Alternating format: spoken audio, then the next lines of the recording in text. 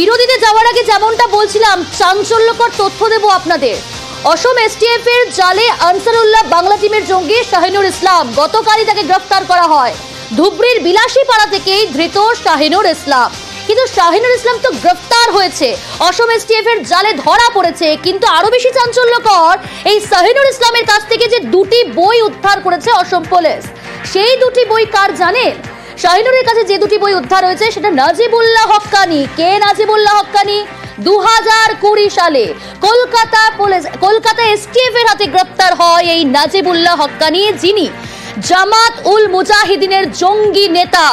আর এই বইতে নাজিবুল্লাহ হক্কানির যে দুটি বই উদ্ধার হয়েছে শাহিনুর ইসলামের কাছ থেকে, সেই বই পড়ানো হতো জঙ্গি প্রশিক্ষণে। জামাত উল মুজাহিদিনের জঙ্গি নেতাই নাজিবুল্লাহ হক্কানি, যার বই আর যে দুটি বই উদ্ধার হয়েছে শাহিনুর ইসলামের কাছ থেকে। আরো ডিটেল আপনাদের দেব। অর্থাৎ এটা স্পষ্ট হচ্ছে কোথাও যেন এবিটি জঙ্গির জামাত যোগ। রৌনক রয়েছে আমার সঙ্গে। রৌনক, একেবারে স্পষ্ট, যেখানে গতকাল গ্রেপ্তার হয়েছে অসম এসটিএফ এর জালে শাহিনুর ইসলাম, তার কাছ থেকে যে দুটি বই উদ্ধার হলো নাজিবুল হক্কানির যে দুটি বই জঙ্গি প্রশিক্ষণে ব্যবহার করা হতো। 2020 সালে তাকে কলকাতা এসটিএফ গ্রেপ্তার করে। জঙ্গি নেতা, এই জামাত উল মুজাহিদিনের জঙ্গি নেতা হচ্ছে নাজিবুল হক্কানি। কোথাও গিয়ে তাহলে এবিটি জঙ্গির জামাত যোগ। তার কাছ দিয়ে যে বই উদ্ধার হয়েছে তার একটি বই কিন্তু নাজিবুল্লাহ হক্কানির, এবং এই নাজিবুল্লাহ 2020 সালে করেছে। তার মধ্যে একজন সক্রিয় সদস্য ছিলেন নাজিবুল্লাহ হক্কানি। তাকে কলকাতা পুলিশের স্পেশাল টাস্কফোর্স গ্রেফতার করে, এবং তার বই কিন্তু এই শাহিনুর ইসলামের কাছ থেকে পেল আসাম এসটিএফ। এবং এই যে জঙ্গিমূলক যে প্রশিক্ষণ থেকে শুরু করে জঙ্গিমূলক ভাবধারা অন্যদের মধ্যে প্রেরণ করা এবং সোশ্যাল মিডিয়ায় এই রকম প্ররোচনামূলক ভাবধারা প্রেরণ করা, এর সঙ্গে কিন্তু যুক্ত ছিল এই নাজিবুল্লাহ হক্কানি। সেই পথেই কি শাহিনুর ইসলাম হাঁটছিল, এটাই কিন্তু একটা দেখার বিষয়। কারণ তার কাছ থেকে যে বইটি উদ্ধার হয়েছে সেখানে কিন্তু তুমি এটা বলে জঙ্গি প্রশিক্ষণ, এই বিষয় সংক্রান্ত কিন্তু উল্লেখ রয়েছে এই বইয়ের মধ্যে। এবং তিনি একজন আনসারুল্লাহ বাংলা টিমের যে সদস্য, যেটা জানা যাচ্ছে, হলেও তার সঙ্গে জামাতুল মুজাহিদিনের যে যোগ, সেই যোগ কিন্তু কার্যত স্পষ্ট হচ্ছে যতটা সময় যাচ্ছে। ইতিমধ্যে অপারেশন প্রজ্ঞাতের ফলে প্রায় 10টি জঙ্গিকে আসাম পুলিশের তরফ থেকে গ্রেফতার করা হয়েছে, এবং গতকাল এই যে শাহিনুর ইসলামকে গ্রেফতার করা হলো, তারপরে কিন্তু এই যে এবিটিতে জামাত যোগ তা কার্যত স্পষ্ট হচ্ছে। এই নাজিবুল্লাহ হক্কানি একজন সক্রিয় সদস্য, যাকে কলকাতা পুলিশ গ্রেফতার করেছিল, এবং তারই বই এই শাহিনুর ইসলামের কাছে। কিন্তু আদতে শাহিনুর ইসলাম কোনোদিন বাংলায় এসেছিল কিনা, কারণ তুমি এর আগে দেখেছো চলতি মাসেই মুর্শিদাবাদ থেকে 2জন জেএমবি জঙ্গিকে গ্রেফতার করে এই আসাম এসটিএফ। তো সেক্ষেত্রে শাহিনুরের কোনো গতিবিধি বাংলায় ছিল কিনা, এই বিষয়টাও কিন্তু আসাম পুলিশের স্পেশাল টাস্ক ফোর্সের তরফ থেকে দেখা হচ্ছে, এবং তাদের যে অপারেশন প্রজ্ঞাত তা এখনো চলছে। অর্থাৎ এই যে জেহাদি জঙ্গি, তাদের যে দমন করার তাদের যে অপারেশন তারা চালাচ্ছেন, এবং আদতে কোনো কারণ রয়েছিল কিনা বা কোনো নাশরিকতার ছক তারা করছিলেন কিনা, এই বিষয়টিও কিন্তু একটা বড় প্রশ্নের মুখে রয়েছে। কারণ এখনো পর্যন্ত যাদেরকে গ্রেফতার করা হয়েছে তার মধ্যে ইতিমধ্যে কয়েকজনের কাছ থেকে আইডি, বিপুল পরিমাণে বিস্ফোরক উদ্ধার করা হয়েছে। অর্থাৎ তাদের কোনো নাশরিকতার ছক ছিল কিনা, একদিকে যেমন বাংলা মুর্শিদাবাদ থেকে গ্রেফতার করা হয়েছে। বেশ নজর থাকুক রৌনকাবাদে। শুধু তাই নয়, অনলাইনেও জঙ্গি নিয়োগ।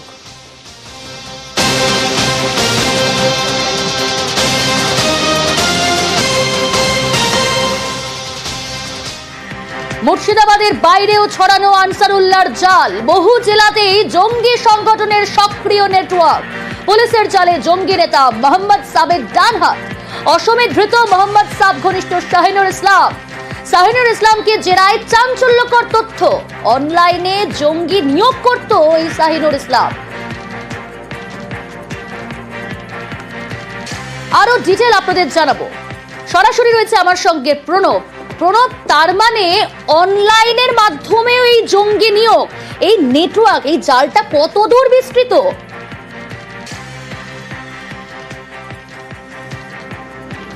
শাহিনুর চাঞ্চল্যকর তথ্য উঠে এসেছে, এবং তার কাছ থেকে জানতে পেরেছে যে এই অনলাইনে মূলত স্টেপ গ্রেপ্তার করে, এবং এই মোহাম্মদ সাবশেখের মূলত বাংলাদেশি হলেও সে কিন্তু গত 10 বছর ধরে হরিহরপাড়া এবং নওদা দুটাতেই কিন্তু সাবশেখের ডান হাত ছিল তোমার এই হোসেনুর রহমান, এবং একে গ্রেপ্তার একে জিজ্ঞাসাবাদ করেই কিন্তু এই চাঞ্চল্যকর তথ্য পেয়েছে। এবং সাবের যে রহমান, যে হোসেনুর রহমান, সে কিন্তু জেহাদি বক্তব্য তার অনলাইনে বিভিন্ন বক্তব্য সে দিত এবং সেই বক্তব্য দেওয়ার সঙ্গে সঙ্গে যারা বিভিন্ন বিষয়ে কমেন্ট করতো তাদের পাওয়া গিয়েছিল। সেখানে কিন্তু দেখা গিয়েছিল একটা চ্যাট করছে এবং একটা গ্রুপের সন্ধান পেয়েছিলেন তদন্তকারী, করার চেষ্টা চলছে এবং তাদের সঙ্গে কি লিঙ্ক রয়েছে সেটা কিন্তু দেখছেন তদন্তকারী। অর্থাৎ শুধু অনলাইন নয়, অফলাইনেও জঙ্গি নিয়োগ অটলসা, জঙ্গি নিয়োগ ভাবুন, অনলাইন অফলাইন কোথায় নেই।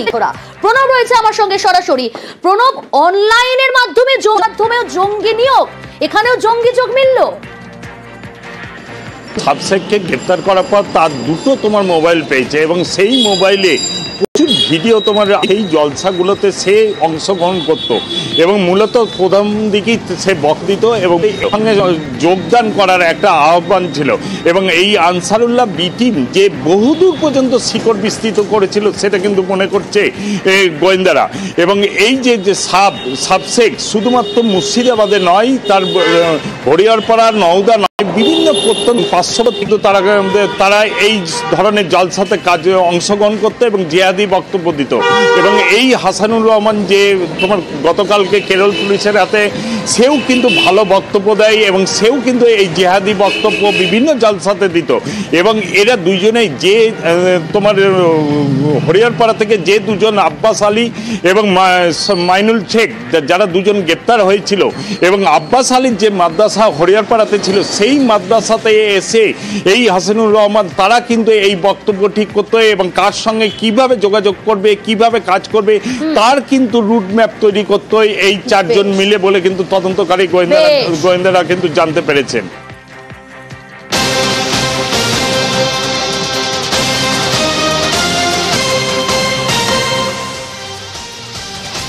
দেখুন, সাবশেখ যার জোড়া ভোটার কার্ড, আর এই ভোটার কার্ডে গাফিলতির প্রমাণ পাওয়া যাচ্ছে, এই সাবশেখের ভোটার কার্ড।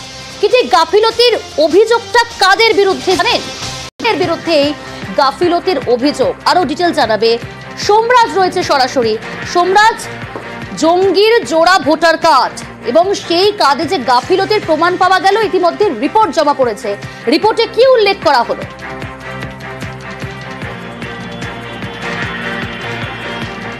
দেখো, যেটা সূত্র মারফত জানা যাচ্ছে যে নির্বাচন কমিশনের কাছে যে রিপোর্ট জমা পড়েছে সেই রিপোর্টে সরকারি কর্মীদের ও আধিকারিকদের গাফিলতির কথাই উল্লেখ করা হয়েছে। মূলত তাদের গাফিলতিতেই এই জঙ্গির দুই জায়গায় ভোটার পরিচয়পত্র অর্থাৎ ভোটার আইডি কার্ডের তথ্য উঠে এসেছে। ইতিমধ্যেই নওদা থেকে যে ভোটার আইডি কার্ড ছিল সেটি ইতিমধ্যেই বাতিল করা হয়েছে, কিন্তু মুর্শিদাবাদের হরিহরপাড়া থেকে যে নামে ভোটার আইডি কার্ড বেরিয়েছিল সেটি 6 জানুয়ারি যে তালিকা বেরোবে, ভোটার তালিকা বেরোবে, সেখানে নাম থাকলেও সেটি ব্লক করা থাকবে। কিন্তু 30শে মার্চের পরে ফের যখন তালিকা বেরোবে সেখান থেকেই নামটি বাদ দিয়ে দেওয়া হবে। কিন্তু যেটা রিপোর্টে বলা হয়েছে যে কয়েকজনের গাফিলতিতেই এই ঘটনা ঘটেছে, কাদের গাফিলতি রয়েছে সেটাও চিহ্নিত হয়েছে। যেটা সূত্র মারফত খবর যে এই গাফিলতির সঙ্গে যারা যুক্ত রয়েছেন তাদের বিরুদ্ধে শাস্তিমূলক পদক্ষেপ নেওয়ার পথেও হাঁটতে চলেছে কমিশন। তবে কমিশন নয়, এই পদক্ষেপ নেবে রাজ্য, সেটা কমিশনের সুপারিশ করবে, অর্থাৎ কমিশন বলবে কি পদক্ষেপ নিতে হবে। গোটা রিপোর্টটাই কমিশন এখন দিল্লিতে পাঠিয়ে দিয়েছে। কিন্তু যেটা সূত্র মারফত জানা যাচ্ছে, মুর্শিদাবাদ জেলা প্রশাসন যে রিপোর্ট পাঠিয়েছে সেই রিপোর্টে 2021 সালের পর থেকে কিভাবে এই সাবশেখের দুটি ভোটার আইডি কার্ড তৈরি হলো তার বিস্তারিত উল্লেখ করে দেওয়া হয়েছে এবং সেই সময় সরকারি কয়েকজন কর্মচারী ও আধিকারিকদের গাফিলতির কথা পাওয়া যাচ্ছে এবং তারা চিহ্নিতও হয়েছেন বলে এই রিপোর্টে বলা হয়েছে কমিশনের কাছে।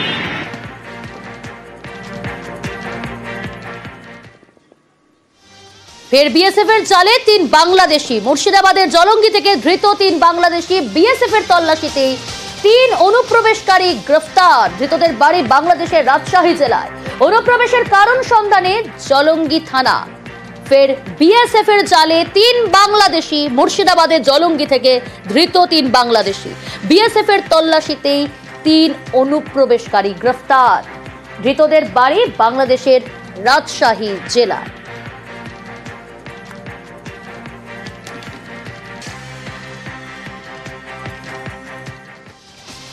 আরো 2 বাংলাদেশি ধৃত বাগদায়। পুলিশের জালে 2 বাংলাদেশি। চোরা পথে বাংলাদেশে পালানোর সময় গ্রেফতার। ধৃতদের বাড়ি বাংলাদেশের বাগেরহাট জেলায়। ধৃত 2 বাংলাদেশিকে বনগা কোর্টে পেশ।